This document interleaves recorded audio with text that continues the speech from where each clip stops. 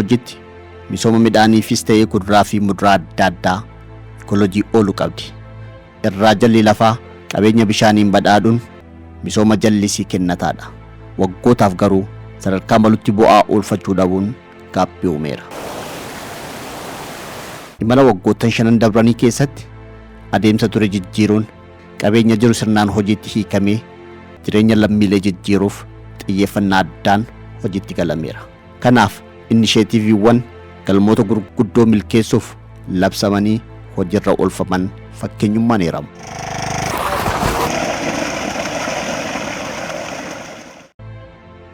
Kaayyoon inisheetiiviiwwanis wabii midhaan nyaataa mirkaneessuu, oomisha al ergee dabaluu, oomisha biyya alaatii galu kan biyya keessatti oomishamuun bakka buusuu fi hojicha keessatti carraa hojii lammiileef uumuun galmoota inisheetiivii keessaayi. Waggoota 5 dabran keessatti inisheetiiviiwwan labsamuun hojiirra oolan keessaa inisheetiiviin bunaa bara 2010 magaalaa Naqamteetti labsame isa duraati. Hojmaanni kilaastara bunaa barmaata hojii warra buna oomishuu jijjiiruutti eerama. Ragaan akka yerootti Oromiyaatti bal'ina lafaa hektaara miliyoona 3,500 misooma bunaa mijataa ta'udha. Waggoota dheeraaf lafa bunaa misoomsuun galiin irraa argamaa ture garuu bal'ina lafa Oromiyaa misooma bunaaf ooluu danda'u keessaa kan misoomaa ture walakkaa qofa ta'udha. Lafa bunaa misoomu kana keessaa yoo harki 35 buna dulloomadha. Kan oomishni muraasni qofti irraa argamuu fi gonkumaa oomisha hin kennine fa'a. Carraa jirutti guutumatti fayyadamuu dhabuun gaaffii uumuus hojiirra oolmaa inisheetiivii bunaan misoomni bunaa akka dabaluu fi jijjiiramni hedduu dhufu ta'eera. Lafti bunni irra dhaabamee ture hektaara miliyoona 1,800 irraa waggoota xiyyeeffannaan kennameef yookaan hojiirra oolmaa inisheetiiviin jechuun waggoota 5 darban keessatti hektaara 600 ol dabaluun har'a irratti lafti hektaarri miliyoona 2,600 olitti tilmaamamu misooma bunaaf ooleera. Kan dulloome hundeen buqqisanii gatuun haaraan bakka buusuu fi gamashuun hojiiwwan xiyyeeffannaan hojjetamaa turee fi oomishaaf oomishtummaa bunaa akka dabaluu carraa uumeera. Piroojeektii misooma bunaa maallaqaan deeggaruun sanyii bunaa dur qonnaan bulaan maallaqaan bitaa ture hambisee bilisaan akka dhiyaatu godheera. Kilaastara kanatti seenee fi buna kana buqqisaa jedhee ogeessi waggaachaa nutti miira. Nu itti namanne akka nutti fakkaanne jechaadha. Buna buqqisuu namni in saalfata muruullee barbaada malee amma kana waan gaariitti gallee bunni wuxxeetii bu'aa yookaan immoo bu'aa gaashaa waan hin kennamneef namni danda'ee gadi qabeen curu buna sana jechuudha. Girgiddaa manaa ta'uu danda'a muktisaa. Amma jira laa hirkatanii jiru arguun dandeessu. Buqqifneetu yoo isuma dallaa goonee buqqisaa nuun jennaan bara darbe bara 2013 kilaasteraa walitti ijaaramnee buqqisnee kaane immoo qacoosaa sana irraa gurree daariitti dallaa taasifnee boolla isaa akkaataa ogeessi nutti qonnee biqilaa deeggarsanuu godhanii biqilaa fudhannee buna hektaaraa 14.7 qonnee deeggarsaa biqilaa sana argannee isa darbe dhaabnee amma kunoo bunni isaa hojjaanuun qixxaachaa jira. Inni kun baalumaan biqiltuun bunaa sanyii filatamaa kan yeroo gabaabatti oomisha fooyyee kennan giddugala qorannoo qoratamee qonnaan bulaaf bilisaan dhiyaata.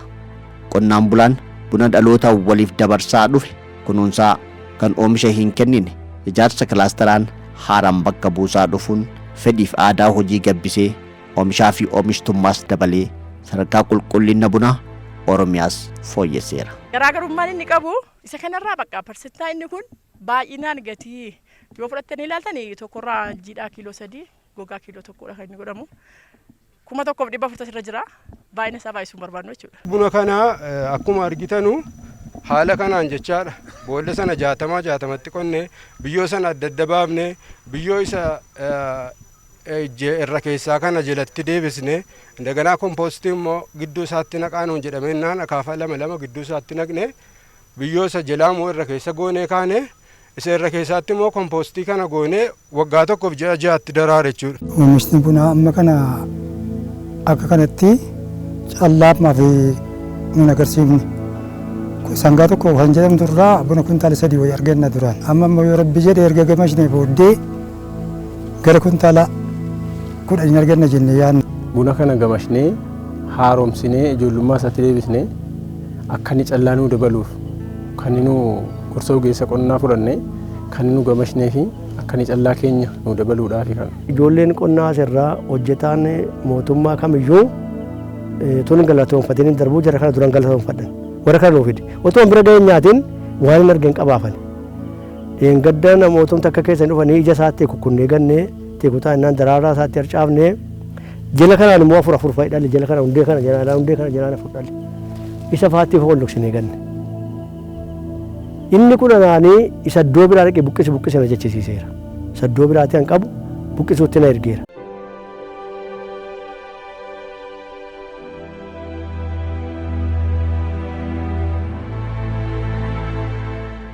Tarkaanfiiwwan mootummaan naannoo keenya pirezidaantiin keenya tarkaanfiiwwan 22 inishiyatiiva 22 kenname keessaa 22 nu godina Jimmaatti milkaa'e jechaadha. Tokkoffaan buna bara kana buna toonii 166 biyya alaatti argine jechaadha.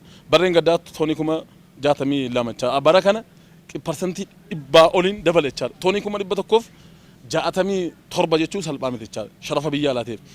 Hojiin inishiyatiivii bunaa bara 2010 eegalame oomisha buna Oromiyaa harka walakkaa oliin dabaluu ragaaleettuera.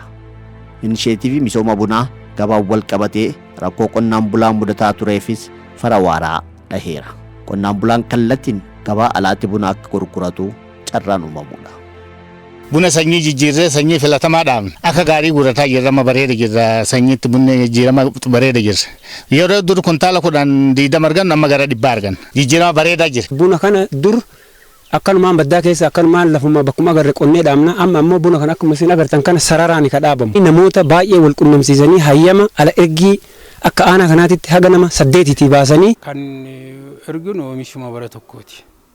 Waan coranne jechuudha waan funaannanne oomisha bara tokko erganna kontiinara 3 amma 4 gidduu erganna jechuudha. Buna qulqullina isaa eegneeti buna Jimmaa waan sunna jedhamu bunni naajoon bunni biyya keenya keessa argamte hundumsi nusi immoo jasa badachine naannoo badachine immoo naggaadeen immoo nurkatti gatii siyaasi balleesse jechuudha gatii gajaraalle nu dandeenya jechuudha. Hojiin bunaa cinqiidha. Biqilaa tokko guddisuun boolloo tokkotti 3-4 itti deebi'ee ka'ee guddata malee akka taphitti hin guddatu. Kanaafiyyuu kisaara keessa turre jechuudha. Amma biyya alaatti ulotaa irraa doolaaraa fi galchaa irraa biyyattiidha jechuudha. Qonnaan bulaan keenya caalmaatti akka fayyadamu gochuudhaaf hojii bal'aan hojjetameera. Bu'aan jajjabeessanis argamee jira. Qonnaan bultoonni naannoo keenya hojii bunaa kanarratti raajii hojjechaa waan jirtaniif hundi keessanuu guddaa galatoomaa ulfaadhaa isiniin jechuun barbaada. Bara baraan dhaabbii biqiltuu bunaa dabalaa qulqullina bunaas mirkaneessaa deemuun garii sharafa alaa Itoophiyaan bunarraa argataa turte daran cimsuuf hojii waggoottan 5 darban keessa hojjetameen jijjiiramni boonsaan mul'ateera. Ragaan akka eerutti oomisha bunaarraa galiin bara 2014 akka biyyaatti argame doolaara biliyoona 1 ol yoo ta'u oomishaanis ta'e galiin kan bara 2015 caalmaan itti fufeera. Jijjiirama dhufe keessaa Oromiyaan gahee leencaa qooddata. Oomishni isaa jechuun naannoo keenya keessatti baay'inaan dabalee kan jiru bara 2010 toonii 600 kan ture bara 2014 buna oomisha toonii 920 jechuun naannoo keenya keessarraa argannee inni kun immoo gabaa irratti dhiyaachuudhaan seenaa biyyattii tanaa keessatti galmaa'ee kan hin beekne ji'a 11 raawwii bara 2014 qofatti doolaara biliyoona takka tuqaalame jechuudha biyyattiin tun sharafa biyya alaa buna qofarraa argachuu kan dandeesse.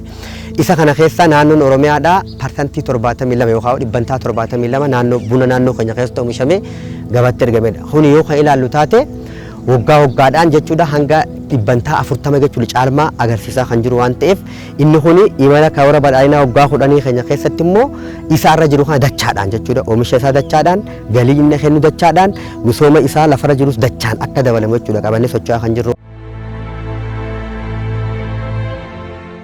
Walumaa gala labsii inishiyatiivii bunaa bara 2010 labsameen booda xiyyeeffannaa addaan hojii misooma bunaan hojjetamaa tureen sanyii filatamaa biqiltuu bunaa miliyoona 4.1 dhaabameera.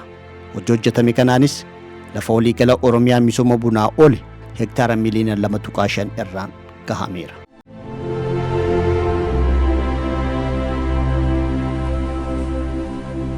Inishiyatiiviin kilaastara muuzii bara 2013 godina Shawaa Lixaa aanaa Iluu Galaanitti labsamees abdii fi madda galii qonnaan bulaa ta'uu eegaleera. Muuzii nyaacha madaalawaadhaaf muuzii oomishnee biyya alaatti erguudhaan akkuma bunarraa argannu bunarraa muuziirraa sharafa alaa kan itti argannu ta'a. Kun immoo waggaa 2-3 booda miti ji'a 11 booda. Kanarra dhaabni kun ji'a 11tti Sanyiin muuzii biyya Israa'el irraa dhufee magaalaa Bishooftutti baay'ifame fudhachuun warroonni misooma muuzii irratti hirmaatan oomisha duraan oomishan irraa bu'aa caalmaa onnataniiru. Misoomni muuzii lafa bishaan gahaan jiru waan barbaaduuf warreen lafa bishaan gahaa dhiyeenyatti argamurra jiran ogummaan deeggaramaa milkaa'ina inisheetivichaa carraaqitti galan. Kan dura boqqolloo qonnaa turre faayidaa isaa gaafa laallu boqqolloodhaa waan fooyya'eef gara kanatti dhufne. Hundee tokkorraa yoo xiqqaate amma birrii 500 argannaa al tokko. Hektaara tokkorraa immoo yoo xiqqaate gara 500 wayiin arganna. 500 wayiin arganna hektaara tokkorraa. Firee isaa duwwaa osoo hin taane immoo biqilaa isaas irraas bu'aa guddaa arganna. Biqilaa isaa guddina kanaaf waan raabsinuuf biqilaa isaa irraallee guddaa arganna. Oromiyaatti bara 2013 inisheetiiviin kilaastara muuzii biqiltuu 600 dhaabuun eegalame. Waggaa tokko booda walakkaan dabalee miliyoona 1,200,000 irra gahee bara baraan dabalaa hanga bara 2015tti itti fufeera. Oomisha guddisuun wabii nyaatan of danda'u al ergee dabaluu oomisha biyya alaatii galu kan biyya keessaan bakka buusuu fi carraa hojii uumuun inisheetiiviiwwan kilaastara bunaa, muuzii, baala shaayii, avokaadoo, paappaayyaa fi qamadiin hojjetamaa jiraniin dhugoomaa jira.